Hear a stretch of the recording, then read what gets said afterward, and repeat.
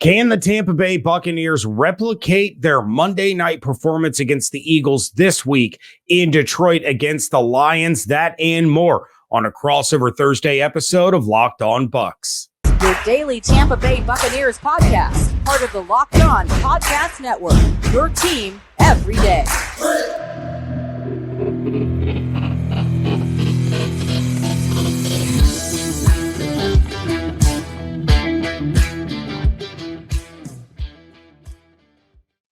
And it's crossover Thursday, everybody, on the Locked On Podcast Network. Matt Derry, Locked On Lions. James Yarcho, Locked On Bucs. Crossover Thursday, of course, always brought to you by our friends at Prize Picks, the easiest and most exciting way to play daily fantasy sports. You go to prizepicks.com/LockedOnNFL and use code, all lowercase, Locked On NFL for a first deposit match up to $100. Thanks for making us your first listen. Checking us out wherever you get your podcasts. Follow James on Twitter at @JYarcho_Bucs. Watch him on Locked On Bucs on YouTube. Me on Twitter at Derry Speaks. Please subscribe and check us out on YouTube as well. A lot to get into. James, good to see you, man. This is the second time for us this year, and here we go, Lions and Bucs for a chance at the NFC Championship game. I don't think anybody had this on their bingo card. Yeah, probably not. And this is my second week in a row redoing a crossover that I've already done. So who knows if the Bucs end up winning this game, I could do another crossover with the 49ers next week. So it's in the locker room, it's been dubbed the Revenge Tour because they have a lot of potential rematches down the line. But first things first, got to take care of business in Detroit. Yeah, it will not certainly be easy for Tampa and for the Lions. Certainly, they got over this hump the other day. And, I guess the storyline for Detroit is, yes, they finally did break the hex. First playoff win in 32 years. But I think the storyline now is they can breathe a little bit. I mean, having to play Matthew Stafford, having to go through that and play the Rams and going up against a Super Bowl winning coach. And this is not to knock the killer bees, as I'm calling them this week, Bowles and Baker, but this smells like, with Dan Campbell and the Lions, a focus game and not to let up because maybe the opponent isn't as good as what they saw last week. I mean, let's be honest, this was a 9-win Bucs team that we talked to Trevor Sikkema about it yesterday, kind of limped in here and really looked good Monday night. But for the Lions, it's a second home playoff game. I mean, James, it is going to be electric in that building again because now fans realize they're one win away, if they were to win, from doing something nobody's ever thought in a million years would happen, and that's a Super Bowl. What's the story down in Tampa? Yeah, and I'll say this. I'm probably one of, if not the biggest Dan Campbell fan outside of the realm of the Lions. I absolutely love that guy. And what he's done for Detroit in such a short period of time is absolutely admirable. And if they were going up against anybody other than the Bucs, I would be pulling for Detroit because it is so much fun. And they do have so many great guys on that roster, on that staff. They're a lot of fun to watch. But I think when you take a look at the Tampa Bay Buccaneers, and the biggest storyline there is, can they replicate what they just did against the Philadelphia Eagles on a short week on the road against the Detroit Lions? And for the most part, over the course of the season, the Buccaneers have been a better road team than they've been a home team. And of course, the Lions got the Bucs at home earlier in the season. It was the creamsicle game, and a lot of Bucs fans were excited about that. And then they went out and they played like the creamsicle Bucs of old. And I think the Bucs are especially Baker, after CJ Gardner-Johnson's comments, especially motivated to go out there and prove that, it doesn't matter how the division ended up. It doesn't matter what their regular season record was. Right now, they are a 1-0 football team going up against a 1-0 football team. And you don't have to be the best team in the playoffs. You just have to be the best out of the two teams on the field at the same time. So we've seen the best of the Bucs. That 4-game win streak, they dominated the Packers. They dominated the Jaguars. Then this past Monday, they dominate the Eagles. Can they continue that level of play this Sunday on the road in a very hostile environment? I felt for you back in October because you hyped it up and you said on our show, you and I doing the crossover, this is going to be great. They're expecting a huge crowd, the creamsicle thing, and the Lion fans just completely took it over. That was great, James. That was nuts. I never thought that was going to happen in a million years. And I know a few people hit me up and hit you up on the Twitter sphere, and they're like, oh, so leave James alone. He saw the billboards and thought the fans were going to show up, and then all of a sudden the Lions fans scooped up all the tickets. That was nuts. I set myself up sometimes. You got to take the good with the bad, and there were times in the offseason that I was pointing out that the Bucs weren't going to be as bad of a football team as some thought, and I took my lumps then, but kept the receipts for later on. So, when we're in a public atmosphere like you and I are, we get held accountable when we make predictions or we say things that don't turn out to be true. It's part of the gig. So, I held no animosity or ill will towards any of the Lions fans that kind of gave me a little bit of grief about that. You mentioned Gardner-Johnson. This is kind of a storyline for both of us. He kind of opened up his mouth, and he always does, but he kind of said a while ago about he likes the Bucs receivers if they just had a quarterback. I like that Baker clapped back a little bit today or yesterday and kind of said, look, he needs to watch the film. Do you think that'll be a motivator? Do you think it'll be Baker and CJ, GJ jawing back and forth this weekend? I'm sure they're both going to pick their spots to have the opportunity to say a word or two, but it didn't surprise me that CJ GJ said what he said, because that goes back to the Saints days. This is a guy that has never liked the Buccaneers and isn't ever going to pretend to like the Buccaneers. So he was going to take his dig where he could. The difference is now he doesn't have Marshawn Lattimore to help him out. So, we'll see how he plays. He didn't play in the game earlier in the season. So we'll see if he's the one that comes out firing, or if that's going to be one of those first offensive plays. Baker's going to go deep to Mike or Chris, depending on which one Gardner-Johnson is defending. So I did like Baker's little comments, and he heaped praise on Gardner-Johnson because he is a very good corner. There's no doubt about it. But I liked the little jab of maybe he should watch a little bit more film and kind of know what he's talking about before he says something. It's interesting that these two teams meet up again because, like you said, Baker Mayfield did not have a good day that day in Tampa. Bucs were held to 6 points, which the Lions defense will not be doing this week, I wouldn't think. And yet the Lions in that game probably could have put it away a lot sooner, but didn't have Jonah Jackson, didn't have Jahmyr Gibbs. And so I don't know about you, but I think this game will be a lot different. I'm not saying Tampa's going to win or anything. We got predictions later on, but this game has a different feel than it did back in week 6. Don't you agree?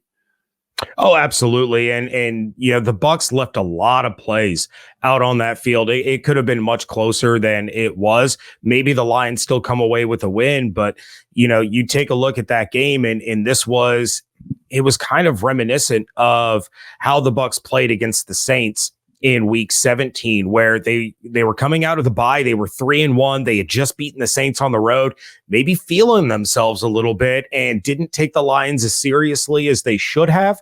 And it bit him. And Baker Mayfield has been very vocal about how that was his worst game of the year. And, there's a lot of motivation and a lot of kind of stress to improve upon that performance because of all the plays that they left out there. But you're right. I mean, the Bucs didn't see Jahmyr Gibbs. David Montgomery went out with an injury in that game, and things have changed quite a bit for both of these teams. So it's definitely going to be, I think, a really, really entertaining and probably a pretty close game. What are the matchups that James and I are viewing as important in this one? 3:00 Sunday for the Lions and the Tampa Bay Bucks. We will do that coming up next right here on the crossover edition, Locked On Lions and Locked On Bucs Thursday, right here on the Locked On Podcast Network. And our crossover Thursday is brought to you by BetterHelp. Thinking about therapy, thinking about talking to somebody, and now's the time to do it. Sometimes you all need the opportunity to get something off our chest, big or small.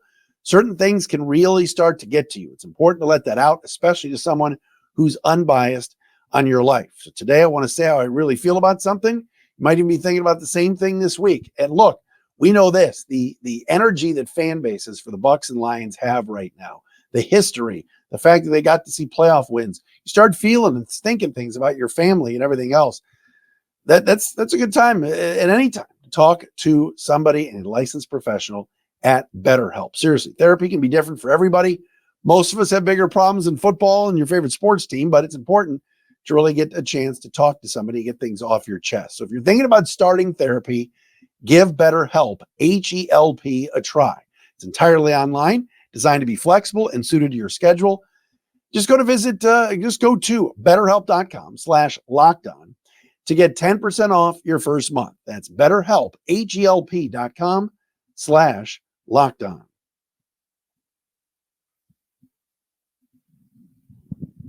Matt and James back with you. Locked On Lions, Locked On Bucs. Thursday crossovers. We get you ready for Sunday, 3 o'clock for Detroit hosting Tampa Bay. First time ever that the Lions have hosted playoff games back to back. It's the kind of history that we have up here. Bucs trying to get to back-to-back road wins. Very impressive performance Monday night in Philly. James, what matchup or matchups stand out to you as these two teams will clash on Sunday? To me, the key matchup is going to be Baker Mayfield against the Detroit secondary, and it's a secondary that can be beat. I kind of talked about it a little bit in the opening segment. They left a lot of plays out on the field back in week 6, but Baker Mayfield finished 19 of 37 for 206 and no touchdowns. The Bucs also lost the turnover battle in that one. Mike Evans, 10 targets, 4 receptions, 49 yards. Godwin, much better percentages here, but 6 receptions on 7 targets for 77 yards. But then you take a look at 2 of the guys that really became a bigger part of the offense after that Lions game. Of course, that Lions loss kicked off a string of 4 straight losses for the Buccaneers. And Rachaad White and Cade Otton weren't as pivotal to the offense as they are now. And I'm sure Lions fans were very seriously tuning into that Monday night game to see which team was going to be coming to Detroit. And they saw the best of Cade Otton set a franchise record for receptions by a tight end in a playoff game, breaking Rob Gronkowski's record from Super Bowl 55. But against the Lions in week 6, 2 targets, 1 catch, 15 yards. Rachaad White, 38 total yards in that game. This is a very, very different offense than what the Lions saw before. And so Baker needs to be very aware of what the Lions are giving him. Take those dump offs to Rachaad White to get him out in space and let him create plays. Look for Cade Otton over the middle and up the seam like he did against the Philadelphia Eagles, and hope that he doesn't have as many drops as he did Monday night. The Buccaneers' most drops by a playoff team since 2006. So, there's going to be an emphasis on this Buccaneers team to start off hot the way they did against Philadelphia. They have to score on their opening drive. It would be nice if it was a touchdown. The Bucs have yet to get an opening drive touchdown this season, but at least against Philadelphia, they came away with 3 and got some points on the board early. So it is dire that they do the same thing, but look for Rachaad White and Cade Otton to get a lot of targets from Baker Mayfield, and he just flat out cannot perform the way he did against the Lions earlier this year. I'll be honest. You want to go back to week 6. I really thought the Lions secondary did all right. Certainly there were some throws that Baker wants back, a couple of deep throws that he overshot receivers. At that point, Cam Sutton was really playing pretty good football, and he's regressed on that outside corner. Jerry Jacobs started that day. Jerry Jacobs isn't even on the team anymore. He's out injured. Kendall Vildor is the other corner. You mentioned Gardner-Johnson, kind of a hybrid role, corner safety. Brian Branch is excellent. But it's the outside corners that are the concern. And with your matchup, yes, Baker against that secondary, the Lions have to be better than they were this past week because Puka Nacua ate them alive. I'm looking at Aiden Hutchinson against Wirfs and Gadecki, who are really, really good bookend tackles. And, Hutch didn't have a great game in Tampa that day, but he's just so vital and so important to this team and to this defense. Maybe the sack numbers aren't as high as some fans want them to be, but my goodness, double digits again. The pressures over 100 are through the roof. And when they needed a play this past Sunday night, when the defense felt like it was going to bend again, 3rd and 4, Rams convert, but holding call, Hutch gets held, turns into a 3rd and 14. And of course, the Rams had to punt, never got the ball back. So he's just vital, and he's going up against 2 really good tackles. I thought this past Sunday night, the Rams tackles did a pretty good job on him for the most part. He got that 1 sack on the trip where Stafford fell down, But that'll be an interesting kind of battle to watch. I'll be interested in watching if if Hutchinson still is lined up more against the right tackle than the left, but that's one to keep your eye on for sure this weekend. Yeah, no doubt about it. And Luke Gedeke is a guy that struggled mightily last year when he was playing the guard position. They move him back to his natural position of tackle. And his best performance of the season came against the Detroit Lions. Obviously, it would have been better for him if it came in a win, but Aiden Hutchinson had 0 pressures in that game. I don't know if Gedeke can replicate that level of performance, but certainly needs to come close, right? If the Buccaneers are going to have a chance. And the big issue that the Buccaneers have had over the course of the last month or so is the protection of the interior. You go back, you watch that Eagles game, you go back to the last week against the Carolina Panthers, the week before against the Saints. This offensive line has not been great at preventing pressure from coming up the middle and getting right in Baker Mayfield's face. So that's kind of where the concern lies there. But you mentioned Tristan Wirfs. That's a guy who didn't allow his first sack of the season until week 11. And that was after he left the field with a pretty bad injury and then came back, ends up giving up a sack to Chase Young. But he did it on essentially one leg.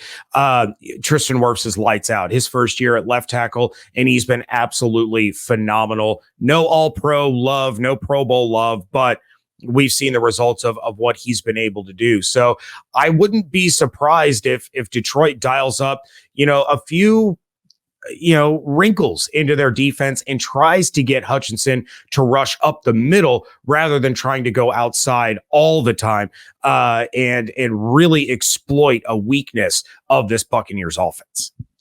I love that point by you. And I think you're spot on. Hutch at times, especially on third downs, has lined up as a D tackle. James Houston, we'll see if he comes back and plays. That could be huge. You had another edge rusher because the Lions edges not named Aiden Hutchinson have been brutal.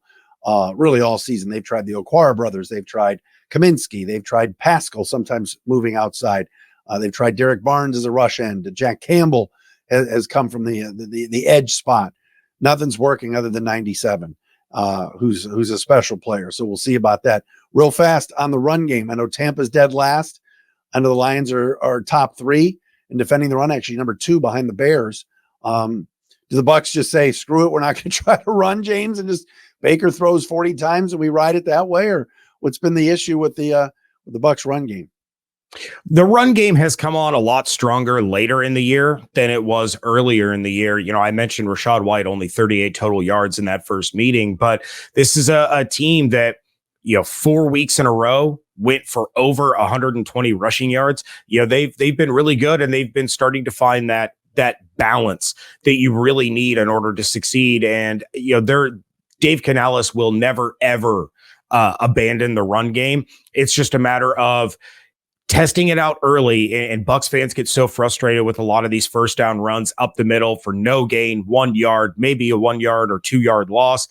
But then you see the wheels turning in Dave Canales' head, trying to figure out what's going to work in that run game. How do they get it going a little bit and really start to open things up for Baker Mayfield in the play action game? They used it to perfection last week against Philadelphia. Rachaad White got going real early, and then you were running the play actions. You were running the design bootlegs by Baker to move the pocket, get him a little bit of extra time away from that interior pass rush, and find open guys down the field. So yeah, there's no doubt on my mind the Bucs are still going to try to pound the ball. It's just a matter of how quickly can Dave Canales find those open lanes to get Rachaad White going. How do the Lions get a win? How do the Bucs get a win in our predictions? Coming up next, it's a Thursday crossover. Matt Derry, James Yarcho, Locked On Lions, Locked On Bucs.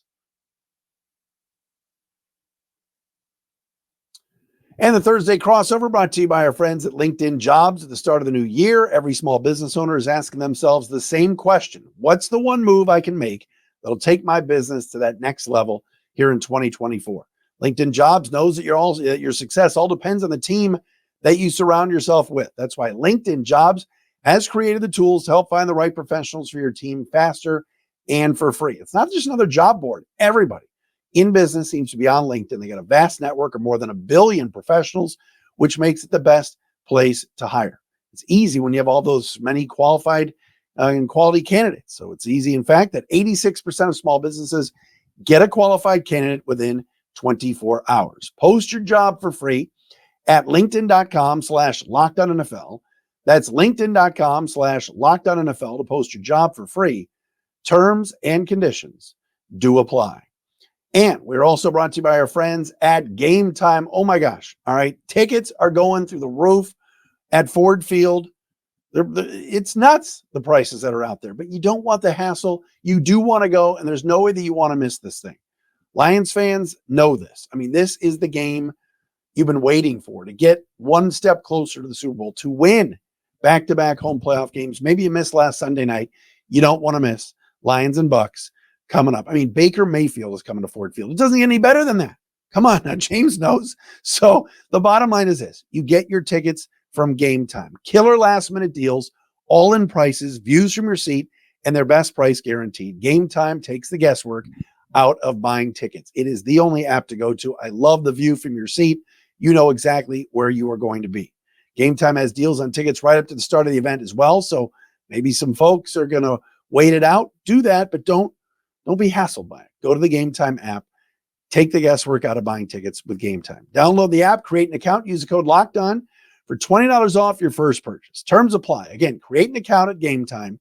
Redeem the code LOCKEDON for $20 off. Download Game Time today. Last minute tickets, lowest price guaranteed.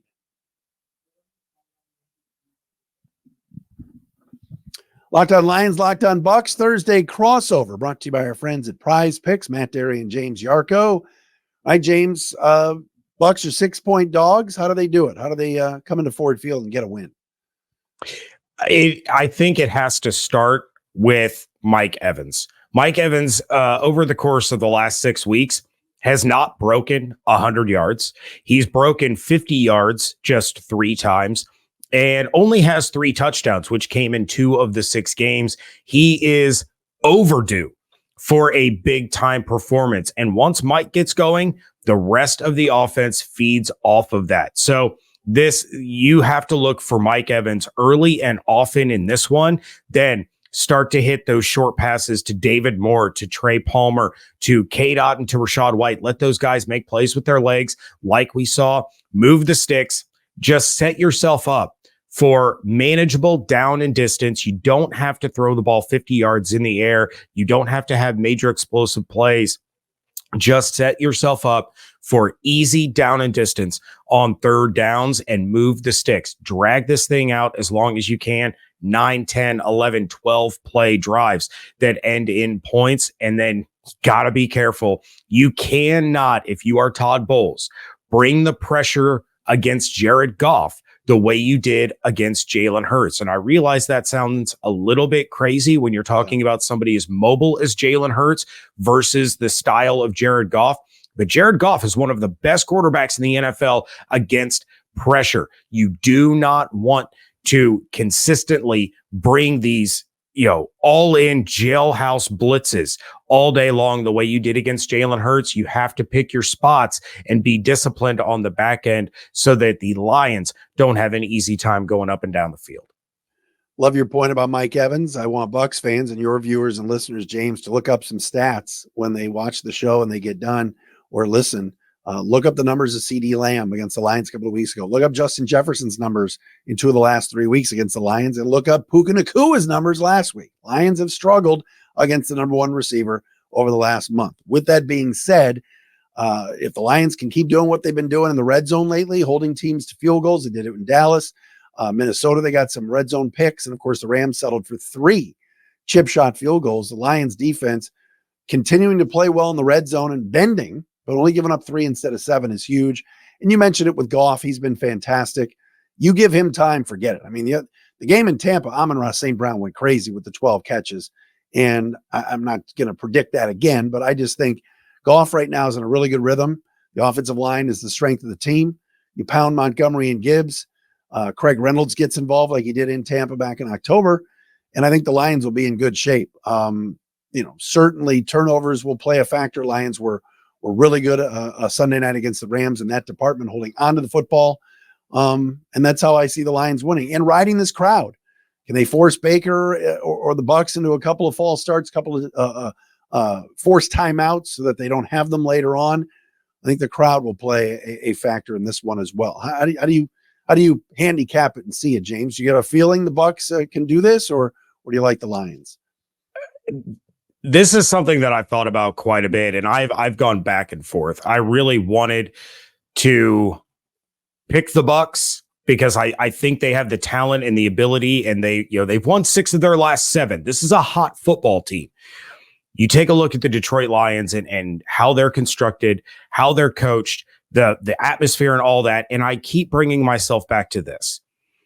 At this stage in the playoffs, do they have the experience that you need to understand what it takes to get to the next level? Because outside of Jared Goff, there's not a lot of playoff experience on the Detroit Lions football team. You take a look at this Buccaneers team, and most of this roster just won a Super Bowl. This coaching staff has won a Super Bowl. They understand what it takes and how to get to the next level. So I think that's kind of the ace in the back pocket of the Buccaneers, right? Is the leadership on that team says, hey, this is how we've done it. This is how we got a Lombardi, and brings along the inexperience of some of the roster. When you look at straight talent, straight rosters, the Detroit Lions are a better football team. Can they match the emotion that they just had last week facing Matthew Stafford, hosting that playoff game, getting that first playoff win in 32 years? I think it's going to be tough for them to get themselves back up to that level. So as much as my brain tells me to pick the Detroit Lions, all right, I'm going to take the Bucs in a close one here. I'm going to say the Bucs win this one. Oh man, 26-24. I think you're a little low on the score. I think both these teams are going to score points. The Lions-Rams game actually went under, which was surprising last Sunday night, especially because it was 21-17 at the half. I'm going to take the Lions about 34-24. I think Detroit will score. You mentioned it before about these guys that have experience. Well, the one man that's not on the field for Tampa Bay is Tom Brady, and he's not there. Thank God. And Baker's playing well. Don't get me wrong. And Baker Mayfield took a lot of gruff in Cleveland, and you got to be happy for the kid. I mean, he's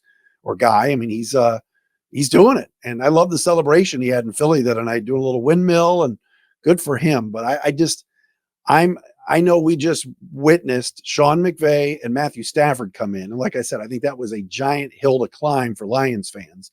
And now it's the killer bees. It's Bowles and Baker. And I don't see the same talent there on either side. I'll take the Lions. But I think Tampa's going to have, like you said, I think at times we're going to see an open Chris Godwin. We're going to see, Palmer maybe get behind the defense, and they just have to limit those numbers. It just can't be all day. There's got to be some stops involved. And I think at times Sunday night, being in that stadium like I was, you're going, the defense get off the field, and they did a better job in the second half. But kind of seeing a 34-24 game for the Lions. And I don't know about you. I don't think the Lions are going to host a third playoff game, but you never know with the way the Packers are playing right now, right? I mean, this thing's crazy right now, James. It is, and you take a look at the AFC quarterbacks against the NFC quarterbacks, and it's wild to look. I mean, Josh Allen, Lamar Jackson, Patrick Mahomes, the new rising rookie superstar CJ Stroud, and then you look at the NFC side, and it's like Baker Mayfield, Jared Goff, Brock Purdy, Jordan Love. It's wild, but look, I will say this: even though I have picked the Bucs to win, I wish nothing but the best for the Lions and their fans. That is an organization that, I think Bucs fans can really sympathize with for the struggles over the years. And the Bucs do have the 2 Super Bowls that they get to be excited about and hold on to. But for the most part, these are 2 franchises that it's just been years and years of disappointment and frustration. So I think that's what makes this game so fun this week, is that these are 2 teams that generally are not in this position, and they get the spotlight and they get to play this playoff game. So it's going to be a lot of fun. And look, if I'm wrong and the Lions end up winning, go win the whole stinking thing, guys. Yeah. Like, have fun. Well, I think Locked On Lions listeners know and viewers know my guy from the draft is on the Bucs, Kalijah Cansey. I wanted him at 12. People went, they're not taking an undersized. That dude can ball. All right. I would have taken him at 18 over Jack Campbell, and I'll say it. So, but I do think the Lions are going to win. James, great to see you, my friend. Thanks so much. Yep. Thank you. I'm looking forward to the game, and I'll see you Sunday. You got it. James Yarcho, Locked On Bucs, Matt Derry, Locked On Lions. This has been the Thursday crossover brought to you by Prize Picks.